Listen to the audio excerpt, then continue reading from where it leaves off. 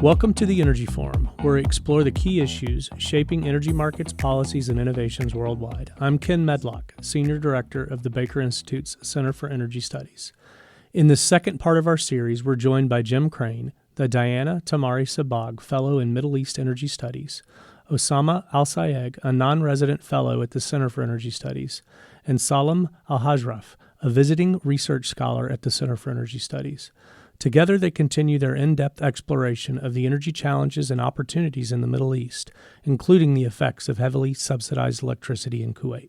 All right, so let me shift gears a little bit and talk a couple questions on OPEC, always a big issue in the region. OPEC has been really, I like to think of it as kind of a rock of stability in the oil market. I mean, it's not a popular thing to say in the U.S., but here you have almost 24 countries, pretty much in lockstep, which is so hard to do. I mean, I don't think OPEC gets enough credit for being, able to do things, multilaterally, in the countries making sacrifices for the collective best interests of all of them.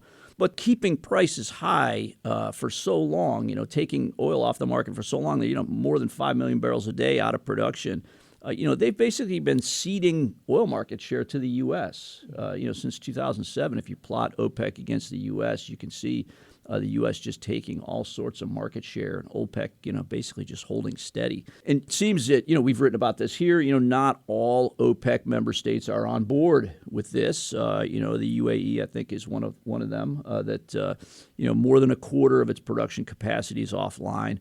They're still investing in bringing it up a bit. I think that, they're leaving a lot of money on the table. And now we've got President Trump in the mix and making some interesting noises around oil, asking yesterday for lower oil prices from OPEC. And then, he's been banging on about more U.S. oil production. How does OPEC, sort of manage these diverse threads? Maybe I'll start with Osamah on this one. Well, actually, we've seen this, Jim. Number one, we see OPEC is working and widening its alliance. So we have OPEC Plus, an additional of 10 members, including, of course, Russia. So OPEC and OPEC Plus, basically, they control about 60% of the world oil production. That's number one. Number two, most of the OPEC member states, they're actually working on decarbonizing their final petroleum products, basically to sustain the demand for their products. Number two, they're actually working toward lowering the production cost. Again, they're taking their plans and strategies, to gain more profits in the case of low oil prices. And they're improving actually the efficiency of their domestic energy consumption on this to make use of course, selling or getting more inputs. And several of the OPEC members financing their economy and diversifying and reforms their oil revenues.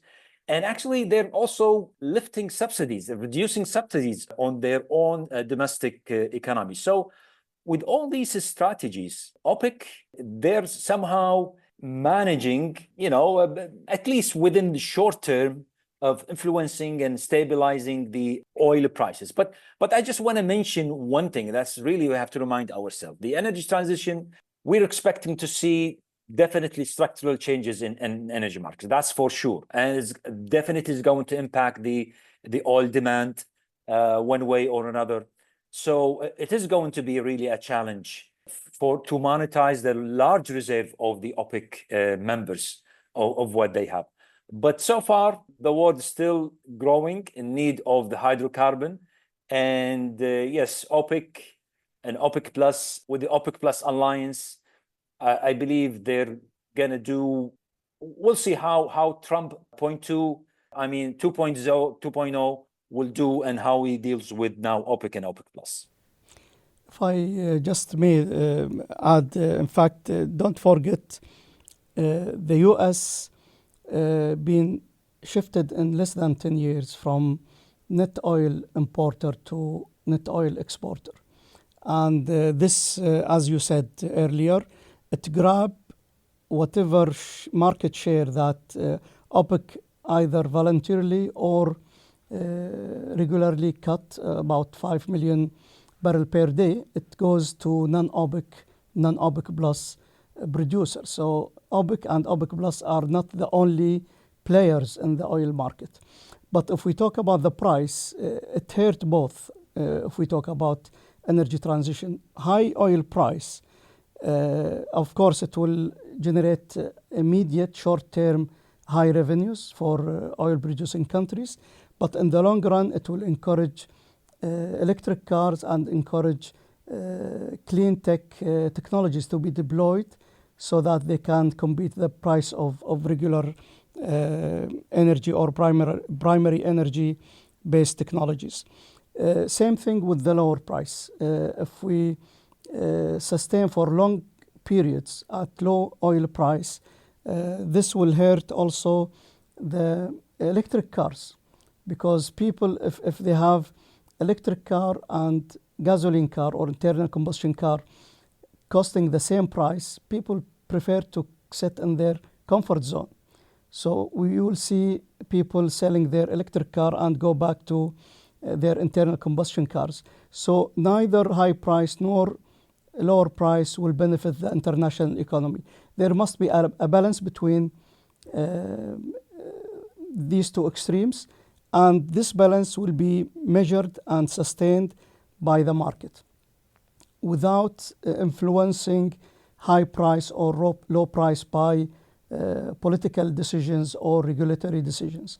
We have to let the market to adjust itself, and it will sustain for this transitional period, whether it will be in 1 decade or more or less, but it should be born naturally rather than being enforced to the market. Yeah, I like to think that, if you really wanted to encourage oil substitutes, using economic tools, you'd want high consumer prices for oil, gasoline, fuels, and you want low producer prices at the same time, right? Which is, we've never seen that, right? So you need a government intervention to do that, a big carbon tax or, some type of, border adjustment tariff or something to do that. So it's not a state of affairs that any of us have ever seen at this point, right?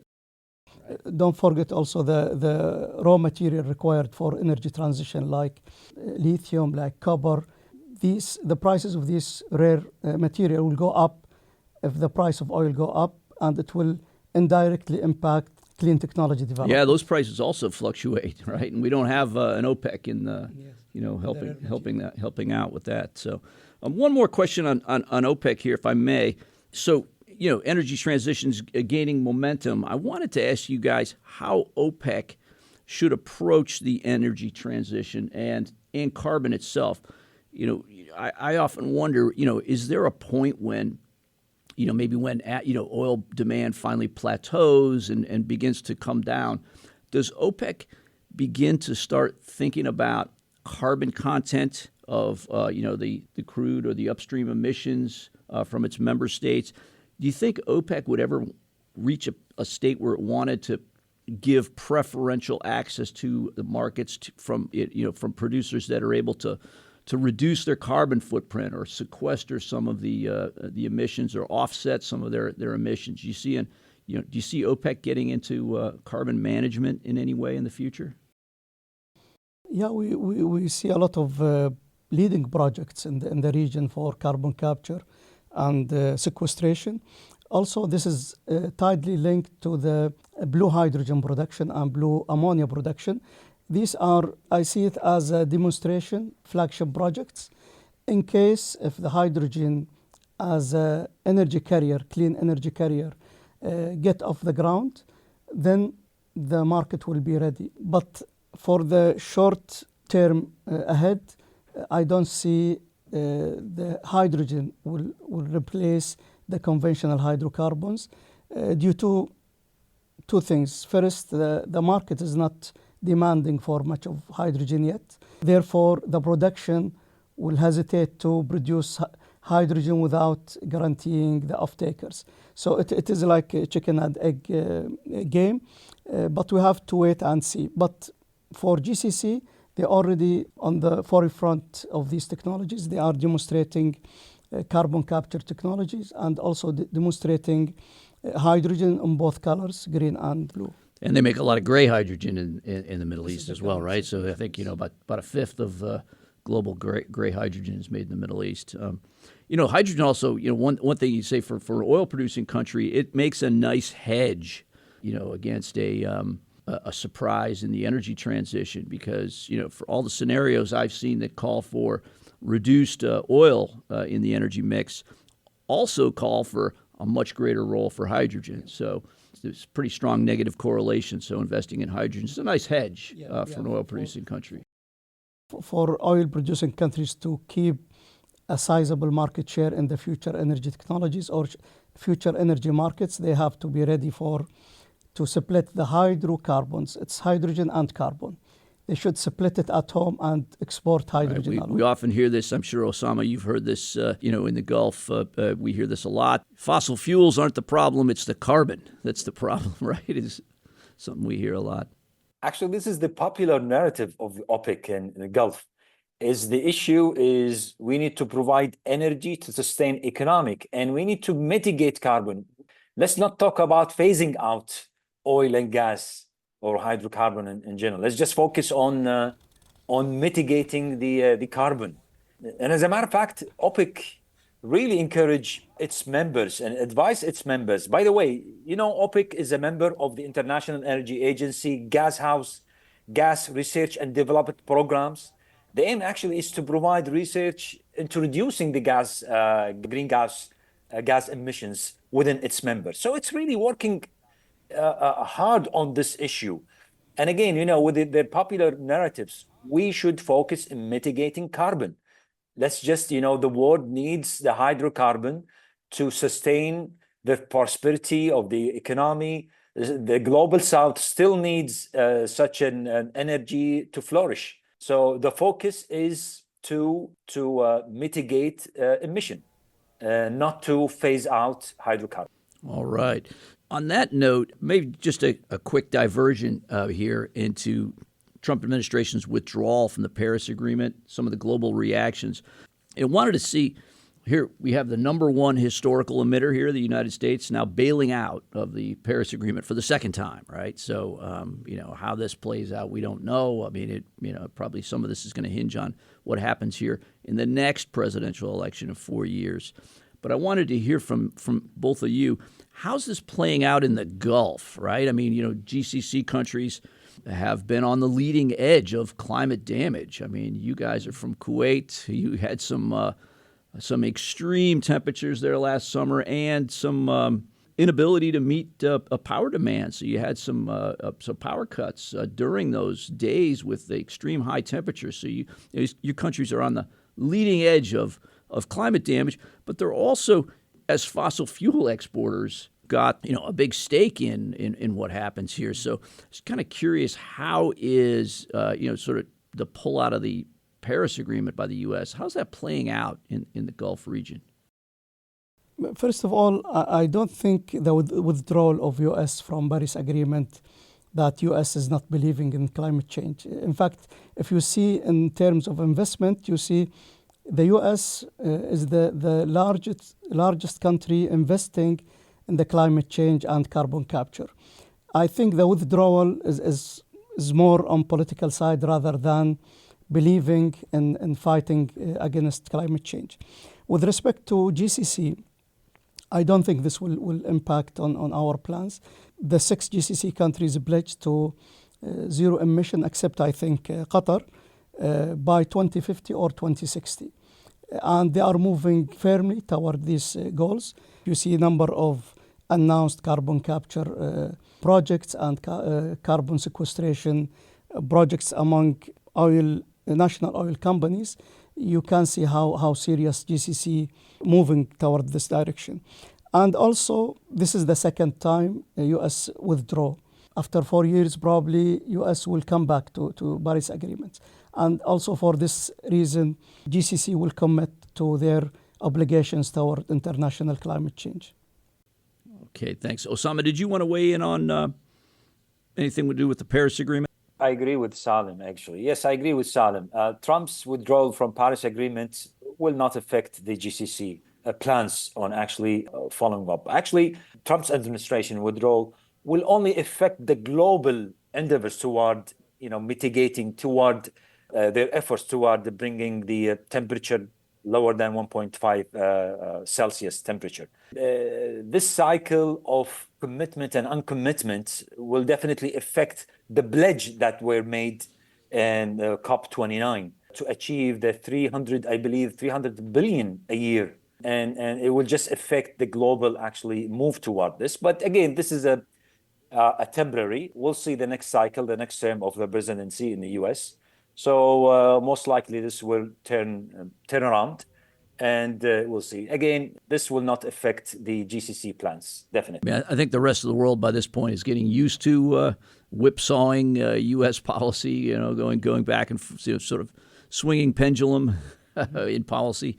I do think it's probably not the smartest thing to do. I mean, the U.S. has been cutting emissions since 2005, basically by decarbonizing the power grid, because natural gas has gotten so cheap, and wind and solar so cheap that coal can't compete. And so our emissions actually have been coming down here in the U.S. It makes sense to stay in the Paris Agreement and use that as an example for other countries, to push their own transitions rather than trying to encourage the opposite. To me, that's my personal take on it.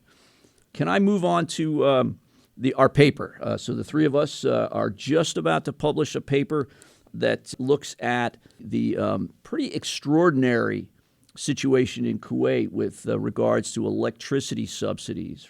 Kuwait has been charging the utility, where the ministry that you used to run, Salem, still 0.7 U.S. cents per kilowatt hour, less than 1 cent, since 1966 for electricity in Kuwait. So our paper looks at some of the distortions those really cheap prices have had on electricity consumption in Kuwait.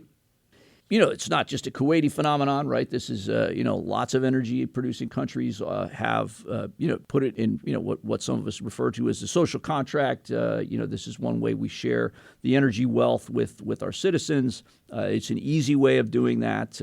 And this is something that dates back to independence in some of these countries, or oil sector nationalization. So I wanted to see, first starting with Salem, how do you view the subsidy effect on domestic demand for power in Kuwait? It is a very heavy impact on it. It's not only on electricity. We have a heavy subsidy on primary energy in general, whether it's gasoline, diesel, electricity, or even water, which came also from burning fossil fuel. And it is logic, since we are rich of natural resources. It will be logic to have it subsidized for locals and nationals. But what I'm against of open-ended subsidies, and this is what is being practiced in Kuwait, as you said, since 1960s. We have no limit. The government covers almost 95% of the real cost of kilowatt hour, which encourage the consumers to assume this is a free energy and free water, so they consume without limit.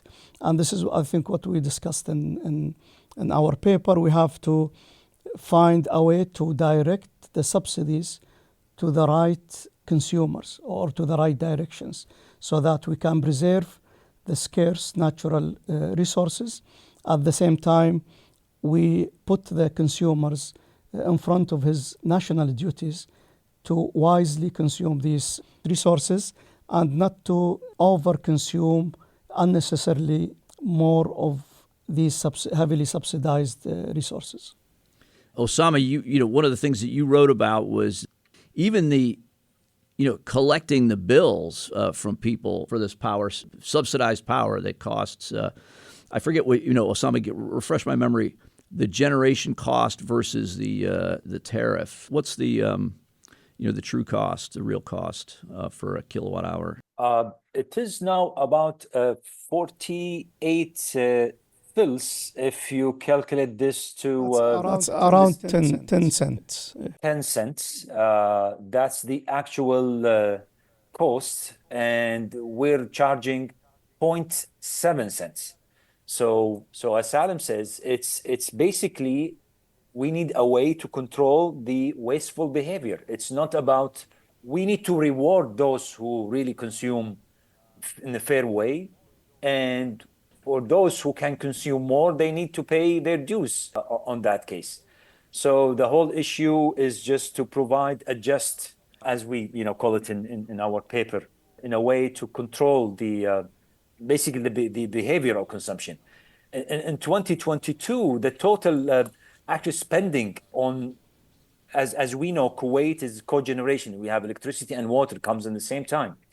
We spend almost close to 14 billion US dollars in the total. Of course, this is including also manpower, including all the operation maintenance and everything.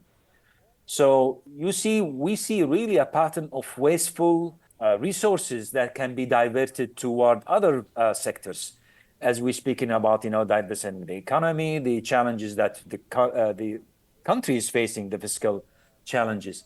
So this channel or way of really looking at the subsidy or the tariff in electricity, it really would be a way of really controlling this waste.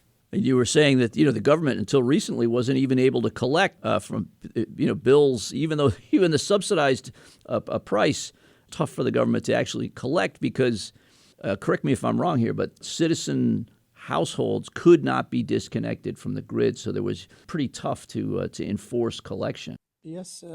Exactly. I mean, probably Salem can address this more, but you're right. There is it's kind of sluggish follow-up from the Ministry of Electricity and Water to follow up as a customer service on collecting the bills. So it's kind of slow.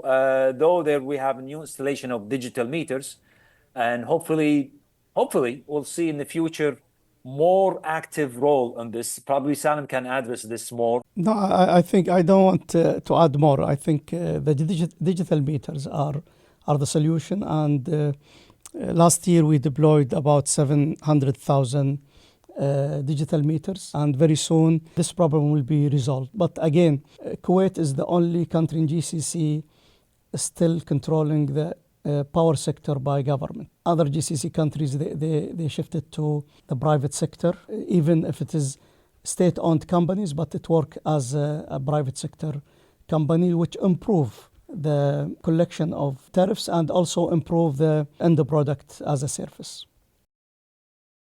So on this issue, first of all, I wanted to mention that for our listeners in the U.S., I mean the average per household consumption in Kuwait is.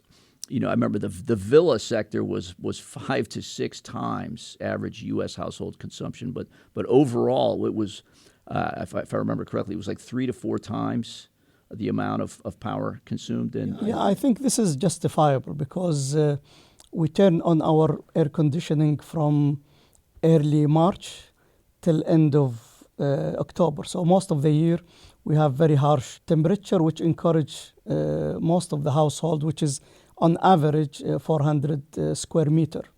That's why it consumes 3 to 4 to even 5 times of regular US houses. So this is justifiable, but what is not justifiable is to keep air conditioning on for the whole house, whether you are in or out. And this is only because of, as Osamah said, the consumer's behavior. If the tariff is fair for everybody, then people will start to save or to consume electricity in more logical way.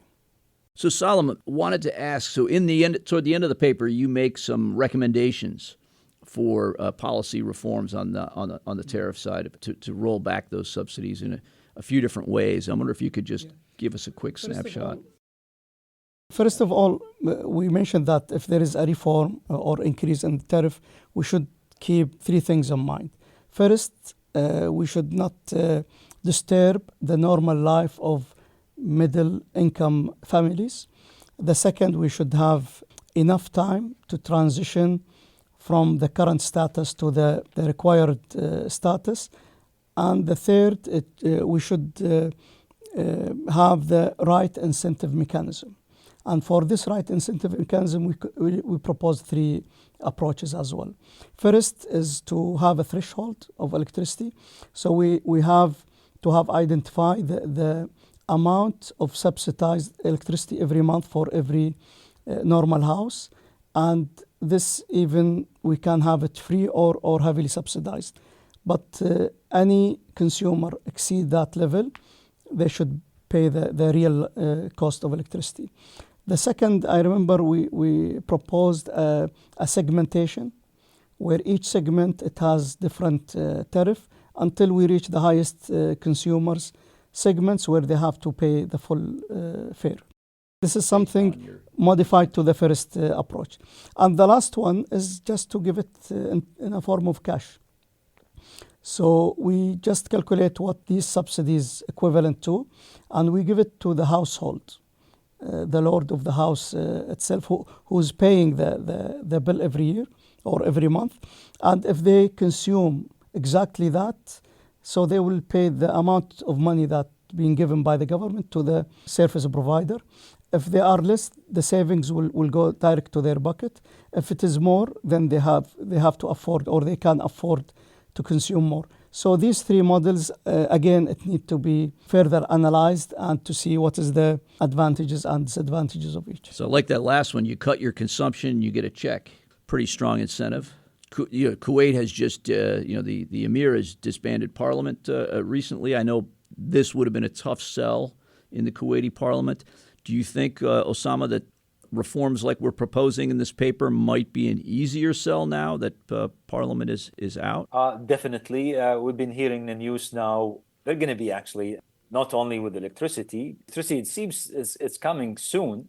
And hopefully, our paper would be a guidance for that. But taxes are coming. VAT, I don't know, we probably heard in the news. So among them is the electricity. And the most important thing, as Salem mentioned, the low income and middle class should not be impacted, should not be really impacted on this. And that's why we want hopefully the government to listen to this, to the paper, that it is not about just for the sake of just reforming and sake of increasing tariff, but for the sake of just controlling, enhancing the consumption and make use to protect the low income and middle class households. Given what Kuwait experienced last summer with load shedding, amid peak demand, I mean, you would think that, to my mind, reducing subsidies and trying to encourage more efficient use of electricity would really help getting through tough patches like we saw last summer, right? So finally, I got just one more question for you guys. Staying on the subsidy reform topic, how does this dovetail in with Kuwait's net zero ambitions? Right? Is this an important a factor that can help push those, or do you think it's unrelated? Yeah, definitely it will help. First, if you manage to put the right tariff reform, you will reduce the need to build a new power plant every 3 or 4 years. Probably you extend that to be every 10 years. Add to that the ambitious renewable energy production. This will serve the grid at most during the peak times, especially wind and solar. We harvest the best of this natural resource from 7 a.m. to 5 p.m. throughout the whole summer, which is in service to power shaving during the peak period. This year or last summer, we bought about 500 gigawatt from the GCC grid from Qatar and Oman just to shave our peak load. This summer, we expect to ask for 1,000 megawatt to help the grid during peak period. So it is a snowball. It's growing with time unless we do a similar thing at the same time. Tariff reform, enhance or expedite the deployment of renewable energy, which was ready since 2017. Until now, we haven't seen any sizable renewable energy plant operating in Kuwait, and also changing the consumer's behavior.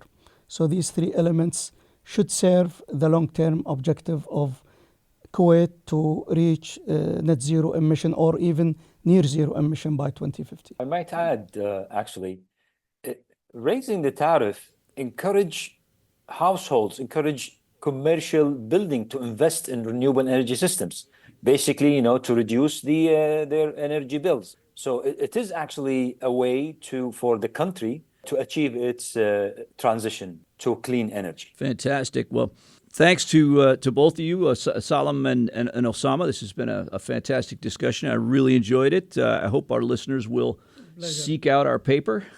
Thanks, you guys, for joining us. We really appreciate it. The Energy Forum is brought to you by the Center for Energy Studies at the Baker Institute for Public Policy at Rice University. This episode was produced by Maram Hijazi. AV production was led by Kevin Young. Be sure to visit us at bakerinstitute.org/center-energy-studies to learn more. Thanks for listening.